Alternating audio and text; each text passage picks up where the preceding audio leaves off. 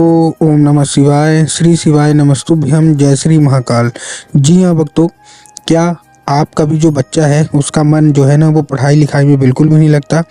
आप लोग बहुत ज़्यादा परेशान हो उसकी पढ़ाई के लिए कि आखिरकार हमारा जो बच्चा है वो पढ़ता क्यों नहीं है। जब भी हम उसको पढ़ाने के लिए बैठाते हैं तो कहीं घूमने चला जाएगा, कहीं खेलने चला जाएगा, कहीं कुछ करने लगेगा, कहीं कुछ, लेकिन पढ़ेगा बस बिल्कुल भी नहीं। आपके भी समझ में नहीं आता कि आखिर ऐसा क्या हो गया है जिसके कारण आपका जो बच्चा है ना उसका जो मन है वो पढ़ाई में नहीं लगता। तो आपको परेशान होने की कोई भी आवश्यकता नहीं है, क्योंकि आज जो मैं आपको उपाय बताने वाला हूँ ना, अगर केवल और केवल आपने उतना ही उपाय कर लिया ना तो अवश्य रूप से आपका जो भी बच्चा है जिसका भी मन पढ़ाई लिखाई में नहीं लगता, अवश्य रूप से उसका जो मन है वो पढ़ाई की ओर लगेगा ही लगेगा और पढ़ाई की ओर आकर्षित होगा ही होगा। क्या करना है, कैसे करना है, पूरा आपको बताने वाला हूँ और अच्छे तरीके से आपको समझाने वाला हूँ। तो बस एक एक चीज़ ध्यान से सुन के अच्छे से करिएगा ज़रूर। और अगर आपने आज का ये उपाय ध्यान से सुन के अच्छे से कर लिया तो अवश्य रूप से आपका जो भी बच्चा है ना जिसका भी मन पढ़ाई लिखाई में नहीं लगता, अवश्य रूप से उसका जो मन है वो पढ़ाई की ओर लगेगा ही लगेगा और पढ़ाई की ओर आकर्षित होगा ही होगा। ठीक है ना। देखिए, आपको भी पता है कि पूज्य गुरुदेव की जो कथा होती है उसमें लाखों की भीड़ आती है, और जब गुरुदेव की कथा में लाखों की भीड़ आती है तो वहाँ ज़्यादातर जो भक्त होते हैं वो क्या करते हैं, पत्र के द्वारा अपनी इच्छा और पत्र के द्वारा अपनी मनोकामना जो है वो गुरुदेव तक पहुँचाते हैं। तो अभी गुरुदेव की कथा चल रही थी, आज से 4 से 5 महीना पहले की बात है। गुरुदेव की कथा चल रही थी कि तो उसमें क्या हुआ, लाखों की भीड़ आई। आपको भी पता है गुरुदेव की कथा में बहुत ज़्यादा भीड़ आती है।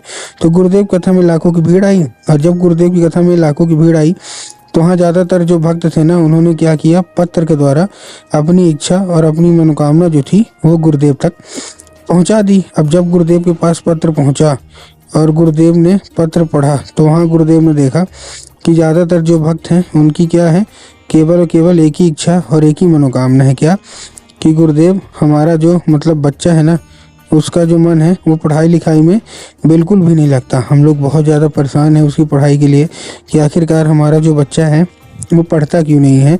हम लोग बहुत ज़्यादा परेशान हैं कि हमारा जो बच्चा है पढ़े, लेकिन फिर भी हमारे बच्चे का जो मन है ना वो पढ़ाई लिखाई में बिल्कुल भी नहीं लगता। कृपया करके कोई उपाय बता दें, हम लोग बहुत ही ज़्यादा परेशान हैं। हमने उसके पीछे क्या कुछ नहीं किया, बहुत अच्छी उसको स्कूल में डाल के रखा है, बहुत अच्छा उसको कोचिंग ट्यूशन दिए हैं, हर एक तरह की सुख सुविधा दिए हैं, लेकिन फिर भी हमारा जो बच्चा है ना उसका मन पढ़ाई में बिल्कुल भी नहीं लगता। कृपया करके कोई उपाय बता दें। अब जब गुरुदेव ने देखा तब गुरुदेव ने 2 से 3 उपाय बताए और कहा केवल और केवल ये उपाय कर लेना, तुम्हारा जो भी बच्चा है ना जिसका भी मन पढ़ाई लिखाई में नहीं लगता, अवश्य रूप से उसका जो मन है वो पढ़ाई की ओर लगेगा ही लगेगा और पढ़ाई की ओर आकर्षित होगा ही होगा। अब जब गुरुदेव ने ये देखा और उपाय बताया तो लोगों ने जा जाके इस उपाय को घर में करना शुरू कर दिया। अब जैसे ही लोगों ने जा जाके इस उपाय को घर में करना शुरू कर दिया, वही लोग गुरुदेव की कथा में मात्र 1 से 1.5 महीने के बाद वापस आए। अब जब वही लोग गुरुदेव की कथा में वापस आए तो उन्होंने क्या किया, फिर से एक बार गुरुदेव को पत्र लिखा, लेकिन ये वाला जो पत्र था ना ये गुरुदेव को धन्यवाद के रूप में पत्र था कि गुरुदेव धन्य हो आपका, आपके द्वारा बताया गया उपाय हमने कर लिया है, हमारी सारी इच्छा और सारी जो मनोकामना थी ना वो पूरी हो गई है।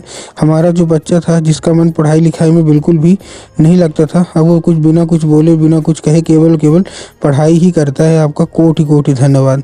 तो देखिए, जो लोग भी मेरी आवाज़ अभी सुन रहे हैं ना, अगर आपको भी जानना है कि आखिर ऐसा कौन सा उपाय है जिसको करने मात्र से जो बच्चे होते हैं वो बिना कुछ बोले बिना कुछ कहे केवल केवल पढ़ाई ही करते हैं, तो चलिए हम बताते हैं आपको आज की इस वीडियो के माध्यम से कि आपको करना क्या है। तो बस उपाय ध्यान से सुन के अच्छे से करिएगा ज़रूर। ठीक। अब देखिए, जो गुरुदेव ने उपाय बताया था ना तो लोगों ने जा जाके उपाय किया भी था। तो चलिए उपाय बताते हैं, लेकिन उससे पहले चैनल पे अगर पहली बार आए हैं और आवाज़ मेरी पहली बार सुन रहे हैं तो वीडियो कर दें लाइक और चैनल को भी कर लें सब्सक्राइब, ताकि पूजनीय पंडित प्रदीप जी मिश्रा के रोज़ नए नए उपाय जो कि मैं उनकी कथा से सुनता हूँ, श्रवण करता हूँ, सबसे पहले मैं आपको प्राप्त करा सकूं। ठीक।